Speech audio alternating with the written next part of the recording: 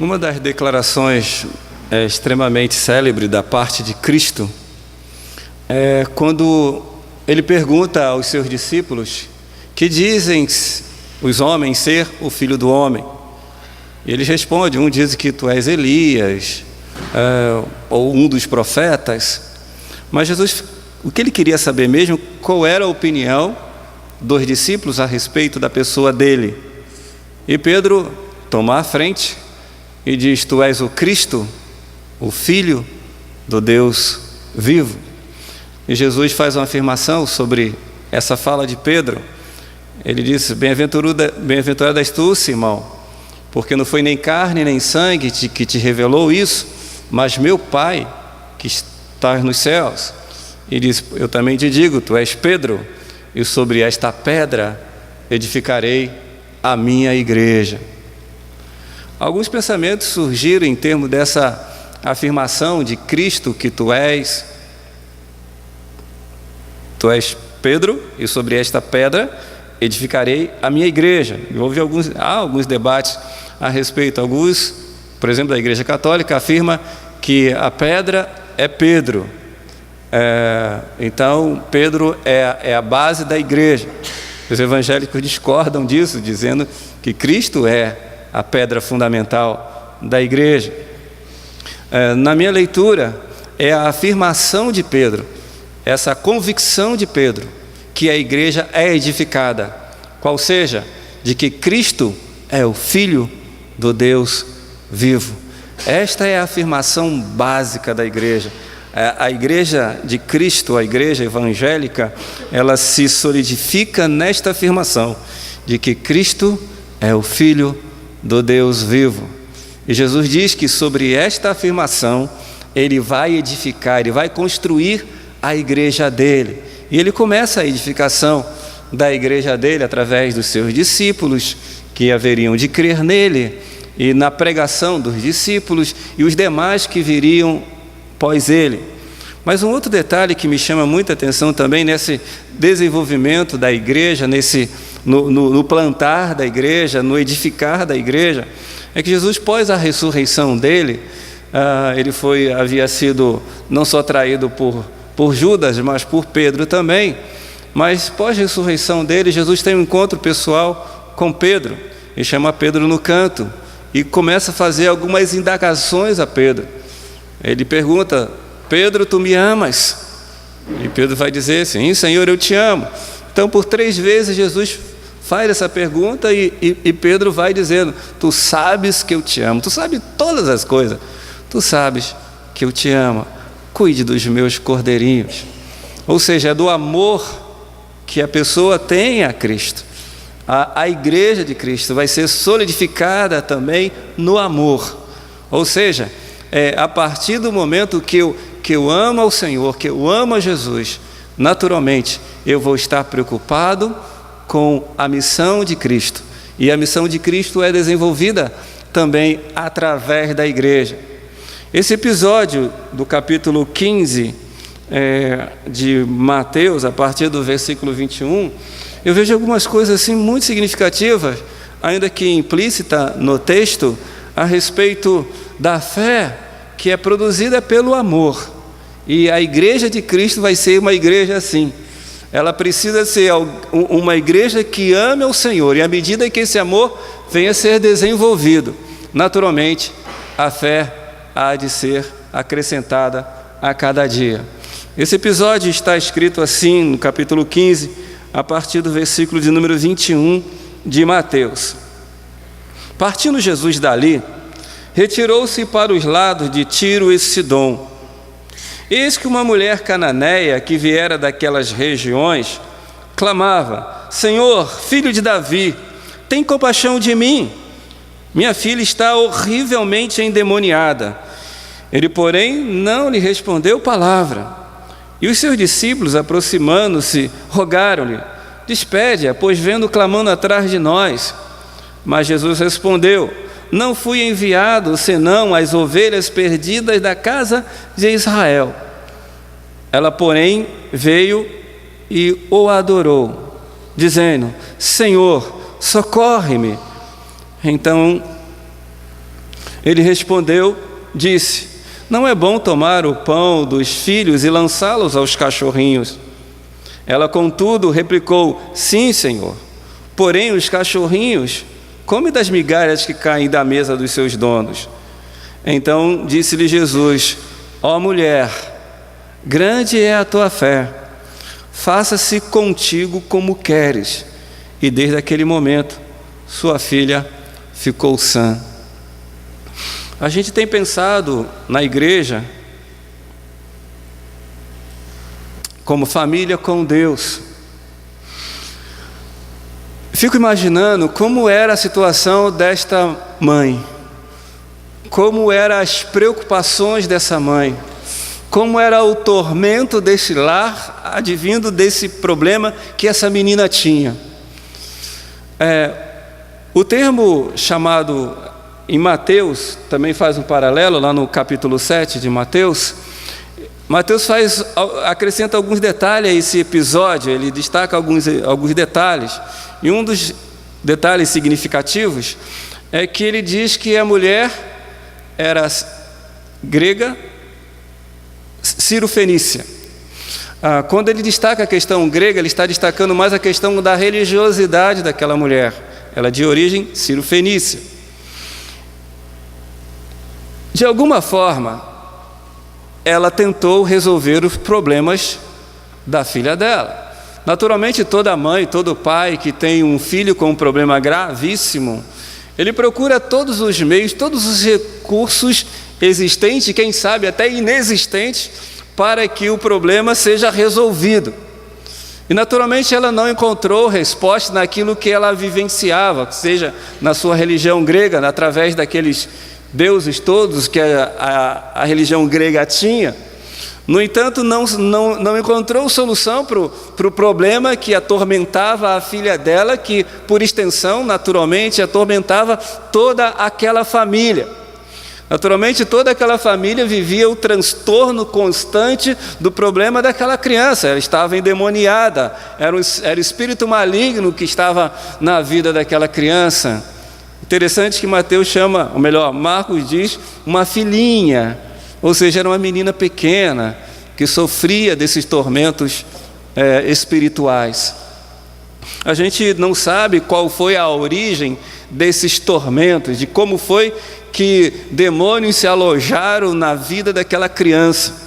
Hoje a gente sabe algumas coisas que acontecem, por exemplo, no nosso país. Existem pais que dedicam seus filhos a entidades demoníacas. Particularmente lidei com uma senhora que ela dizia, com 7 anos, a casa dela tinha fila, porque pessoas vinham consultar espíritos malignos que estavam alojados no coração, na vida daquela senhora que eu a conheci. Ela já tinha uma idade já avançada, estava quase 80 anos. E ela dizia que desde meninice ela tinha espíritos malignos que atormentavam a vida dela. E pensavam que com isso ia ganhar muitos recursos, mas ela disse: sempre tivemos uma vida muito miserável. Até que um dia ela foi liberta e conheceu a Jesus Cristo. A Bíblia não diz como esta criança se tornou possessa de espíritos malignos. Existe uma preocupação de pais, por exemplo, brasileiros, que diz que deve batizar, por exemplo, uma criança. A gente estava conversando hoje sobre isso na classe de novos membros. Existem pais que pensam: nós precisamos batizar nosso filho, nosso bebê, por quê? Para que ele não morra pagão, ou seja, para que ele não viva sem Deus. A religião que mostra alguma coisa parecida com isso, que é a mesma que se afirma isso, ele diz que batizam as crianças por causa do pecado original. Então, batizando a criança, o pecado original seria dissipado, então a criança teria plenamente a presença de Deus na vida dela. Bem, a Bíblia diz que cada um vai dar conta de si mesmo. A alma que pecar, essa vai morrer. O filho não leva a maldade do pai, nem o filho não leva a maldade do pai. nem o pai a maldade do filho. Cada um se torna responsável pelos seus próprios pecados. E o pecado, ele é quando você o faz conscientemente, ou seja, quando você sabe que é certo e que é errado. Estava lhe dizendo que uma criança não tem essa capacidade de perceber o certo ou o errado e, portanto, não tem pecados, é pura. Se morrer enquanto bebê, vai direto para o céu.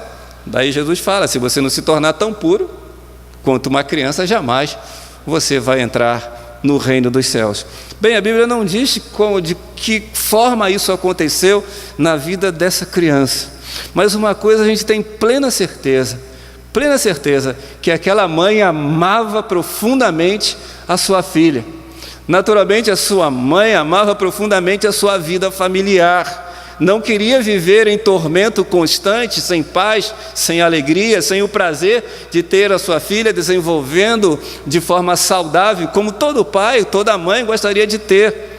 E foi nessa perspectiva do amor que ela tem para com a sua filha, de ver o sofrimento que ela tem para com a sua filha, é que ela vai em busca da solução, até que ela ouve falar que Jesus está ali por aquela região.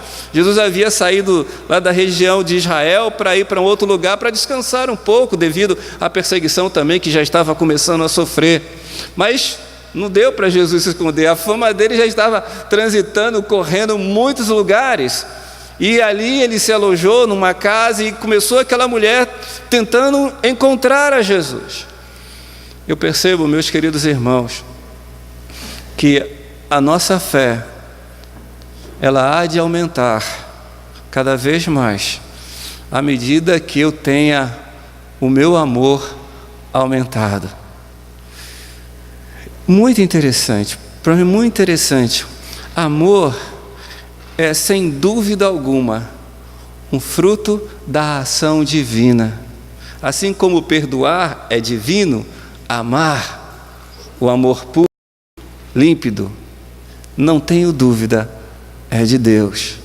Quando um pai ama seu filho, quando uma mãe ama sua filha, quando o casal se ama, naturalmente eu vejo a ação maravilhosa de Deus na vida desses. Eu diria que isso seria como que aquilo que nós nos assemelhamos a Deus, aquilo que nós temos de semelhança de Deus, qual seja a capacidade de amar. E naturalmente, quando há esse amor puro, esse amor que brota do coração de Deus para o coração do homem, e isso é transitado entre aquelas pessoas que estão próximas, naturalmente, isso vai refletir em alguma manifestação divina. Essa mulher encontra-se com essa possibilidade, e ela vem em direção a Jesus, clamando e dizendo, como diz, filho de Davi, tem compaixão de mim. Filho de Davi, tem compaixão de mim. E ela não tinha receio do que as pessoas pensariam, porque quando você ama profundamente alguém, você quer buscar a solução para esse alguém, você não vai medir esforço, não vai estar preocupado com o que dizem ou o que pensam outras pessoas, mas você ama profundamente bem aquela pessoa e quer ver aquela pessoa perfeitamente boa. E essa mulher foi assim, ela encontra e naturalmente ouve falar do que Jesus poderia fazer. Não sei se ela amava tanto a Jesus aqui, mas eu tenho plena certeza que ela amava profundamente a sua filha. Mas isso apontou para uma busca da solução. Existe um homem que cura, um homem que liberta, um homem que ressuscita até mortos. Olha, então há uma possibilidade, há uma luz no fim do túnel que pode resolver o problema da minha filha, então eu vou atrás dessa solução. O amor de Deus na vida da pessoa, sem dúvida alguma, vai fazer com que você rompa as barreiras, rompa preconceitos e naturalmente em busca daquilo que vai trazer a solução para o seu problema. E ela aproxima-se de Jesus. E Marcos diz que ela se joga aos pés de Jesus. Ela o adora. Ela se curva diante dele. A fé que é produzida pelo amor, que é subproduto do amor, leva a pessoa naturalmente a curvar-se diante daquele que tem a resposta certa. Ela vai e o adora. ela se prostra diante daquele que poderia solucionar o seu problema. Isso é como que a pessoa de joelhos, é como que dizer: misericórdia, misericórdia. Ou seja, não mereço nada disso, mas eu clamo o seu favor, o seu amor, a sua solução para o meu problema. Hoje é um tempo em que parece vergonhoso pedir misericórdia. Os homens são orgulhosos, nós somos orgulhosos. Então, pedir perdão é uma coisa extremamente difícil. E você clamar por misericórdia, você se rende totalmente àquele pelo qual você está dependente dele. E ninguém, no tempo que se chama hoje, quer viver dependente de qualquer outra pessoa, e muito menos de um tão desconhecido, tanto quanto aparentemente Jesus ainda era daquela mulher, ainda que apontasse para uma solução. Eu pergunto a você: quantas vezes você tem dobrado-se de joelho diante do Senhor? Quantas vezes, eu diria, mais do que dobrado-se de joelhos, eu diria, como diria Jeremias, quantas vezes você tem colocado a sua boca no pó? Põe a tua boca no pó, diz o profeta, talvez ainda haja esperança. É curvar-se integralmente, é se colocar à disposição daquele que pode ou dar a vida a você ou tirar a sua vida. E ela não tem mais outros recursos a não ser se render aos pés do Senhor. Por quê? Porque existe alguém na casa dela que necessita profundamente de uma intervenção divina. Eu vejo bem esse momento intercessório. Ela está intercedendo em favor de alguém. Ainda que era a filha dela, que necessitava de uma manifestação maior, ela também necessitava dessa manifestação de Deus na vida dela, da misericórdia de Deus na vida dela, porque o sofrimento da filha é o sofrimento da mãe. Não tem como, quando você ama alguém profundamente, quando alguém sofre, você sofre com esse alguém também. Quando ele se alegra, você se alegra com esse alguém também. Isso é manifestação da vivência em amor. Se minha filha não tem capacidade de viver mais, eu também não quero mais viver. É o coração daquela mãe que se rende aos pés de Jesus e o adora. Eu acredito, meus irmãos, que existe uma coisa que tem prejudicado muito o nosso nos derramar na presença de Deus. Jesus falou: por aumento da iniquidade, por aumentar a iniquidade, o amor de muitos esfriará. Porventura, quando vier o Filho do Homem à terra, encontrará a fé na terra? Por nossa falta de amor, por nosso egoísmo exacerbado constantemente, eu diria, menos nós nos curvamos, nos derramando na presença de Deus, porque a gente não olha para a gente mesmo e olha as nossas mazelas, os nossos pecados, as nossas transgressões, as nossas debilidades todas, e nós paramos e ficamos de pé quando deveríamos estar de cara no pó. Acredito, meus irmãos, que quando isso realmente acontecer de forma plena, constante, abundante, profunda, e se o meu povo, que se chama pelo meu nome, se humilhar, é essa a sequência que você observa também na fala dela. No versículo de número 25, 24, mas Jesus respondeu: não fui enviado senão as ovelhas perdidas da casa de Israel.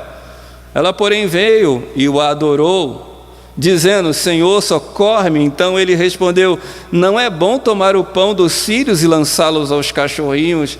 Ela, contudo, replicou: sim, Senhor, porém os cachorrinhos comem das migalhas que cai na mesa dos seus donos. Ela se humilha. A fé que é produzida pelo amor, ela não é uma fé orgulhosa, mas pelo contrário, ela produz pessoas humildes. Eu lembro que eu fui numa instituição, aí conversava com o senhor, aí fiz uma perguntinha a ele tão simples: você sabe quem é o discípulo do amor? O homem ficou nervoso, que é uma pergunta muito fácil, né, para quem conhece a Bíblia. João é o discípulo do amor. Um homem desse tamanho, um homem muito legal assim, negro assim, altão, fortão. Ele ficou de pé. Você sabe com quem você está falando?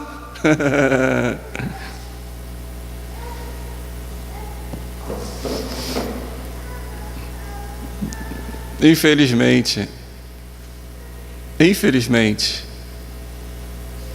por muita tristeza nossa, a gente pensa que só porque a gente sabe mais um pouquinho das Escrituras, a gente não diz você sabe com quem você está falando, porque a gente não expressa.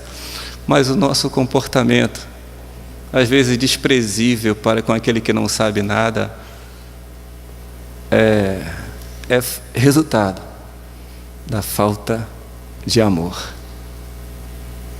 A falta de amor nos torna pessoas soberbas, orgulhosas. Mas quando o amor transborda no coração, eu não tenho dúvida alguma que vai produzir uma fé que não vai ter dificuldade de se humilhar. Não é assim que Jesus falou certa vez? Aquele que se exaltar será humilhado, e aquele que se humilhar será exaltado. A gente quer sempre dar a glória ao Senhor, e ela se curva. Tá bem, Senhor, mas os cachorrinhos, que seja as migalhas, mas um pouquinho daquilo que eu puder me alimentar, daquilo que o Senhor produz para os seus filhos, isso vai resultar em alguma coisa grandiosa na minha vida, na vida da minha família. Quantas vezes Deus quer abençoar a sua família, através de você, pai, através de você, mãe, através de você, esposa, através de você, esposa, mas falta isso. Humilhar-se, como diria o apóstolo Pedro, humilhar-se sob a potente mão de Deus. Há uma igreja que eu admiro muito nesse trabalho de oração. Eles chegam e a primeira coisa que eles fazem é dobrar os joelhos. Antes de começar o culto, eles dobram o joelho diante de Deus, naturalmente pedindo: Senhor, eu não mereço estar neste lugar, mas Senhor, tem misericórdia de mim, para que eu esteja na Tua presença, de coração limpo, de mãos limpas, para adorar ao Senhor. E Deus não resiste um coração humilde, Deus não resiste um coração quebrantado. Certamente é aí onde o Senhor vai habitar. E você vê a sequência dos fatos. Então Jesus lhe respondeu, versículo de número 28, ó mulher, grande é a tua fé, faça-se conforme tu queres. A fé que é produzida por amor não é uma pequena fé, é uma grande fé, porque é subproduto do amor que transborda no coração do homem, que é fruto de uma ação de Deus na vida de um homem, de uma mãe, de um pai, de uma mãe. Todos esses estarão sendo recebidos como uma ação de Deus, e no tempo certo isso brota, germina e produz a fé que tanto precisamos para que as coisas venham a acontecer em nossas vidas. Se existe uma coisa que Deus não fecha, não encolhe os seus braços, é aquilo que é chamado fé.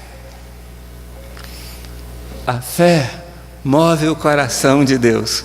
A fé move os céus. Quando você está transbordando, encharcado de fé, na certeza inequívoca de que o Senhor é capaz de fazer isso, isso será feito. Aliás, isso já é feito. Mais do que pensamento positivo, é fé na certeza de que essas coisas já aconteceram. Nós rogamos tanto a Deus, oramos tanto a Deus, Senhor, aumenta-nos a fé. Essa é a oração clássica dos servos de Deus do tempo presente. Senhor, acrescenta-nos a fé, porque a gente sabe que é pela fé que Deus vai fazer as coisas. Mas eu falo para os irmãos, nós precisamos mais do que um acrescentar da fé, nós precisamos de uma grande fé. Quando a gente fala assim, vamos fazer uma campanha para atingir 3.000, né, para missões mundiais, e a gente fala 5.000, a gente diz amém. Mas amém me parece mais um pensamento positivo do que fé. Eu gosto de fazer essa diferença do pensamento positivo para a fé. O pensamento positivo é bom, é sempre muito bom ter pensamentos positivos. O pensamento positivo diz assim, vai dar certo. Isso, vai dar certo, vai lá, vai dar certo. Isso é bom, isso entusiasma a gente. Mas a fé vai além disso. A fé vai dizer, já deu certo. Quando você está possuído dessa convicção de que já deu certo, não tem como mudar, é impossível mudar a solução de Deus. Isso é fé, convicção plena das coisas que não se veem, né? Prova daquelas que se esperam, mais ou menos isso que a Escritura aos Hebreus diz. Eu diria, antes do acrescenta a nossa fé, acrescenta-nos, Senhor, o nosso amor. Senhor, acrescenta o nosso amor. Acrescenta o nosso amor às vidas perdidas. Acrescenta o nosso amor para com a tua igreja. Acrescenta o nosso amor para com a nossa família, com nossos filhos, com nossas esposas e esposos. Acrescenta-nos o amor. Talvez se nós orarmos mais assim, nos curvarmos mais assim, evidentemente a nossa fé, a fé que tanto necessitamos para mover montanhas, mover montes, levantar os aflitos, curar os doentes, tanto isso vai ser um resultado do crescimento do amor que Deus nos dá. Porque quando você tiver esse amor transbordante na sua vida, a gente não vai medir esforços para procurar ajudar pessoas que necessitam, a gente vai deixar de ser legalistas, ou seja, pão é pão, pedra é pedra, a gente vai dizer, não, a pedra pode se transformar em pão. E se for necessário, o pão pode se transformar em pedra para dar base para a sustentação de uma casa. Mas isso se o nosso amor transbordar muito mais, crescer muito mais, e a nossa fé, não tenho dúvida, será contemplada pelo amor de Deus que está em Cristo Jesus, o nosso Senhor. Quais são as respostas que você espera de Deus? Quais são as soluções que você espera de Deus? Aí eu pergunto, o que Deus espera de mim? O que Deus espera de você? Eu diria, Ele espera de nós a essência do nosso relacionamento para com Ele. Porque Deus amou, a nossa resposta para com Ele deverá ser, porque Joel amou, porque Antônio amou, e ele se doou, ele se rende aos pés do Senhor. Aí não tem jeito, a nossa fé decola e as coisas acontecem.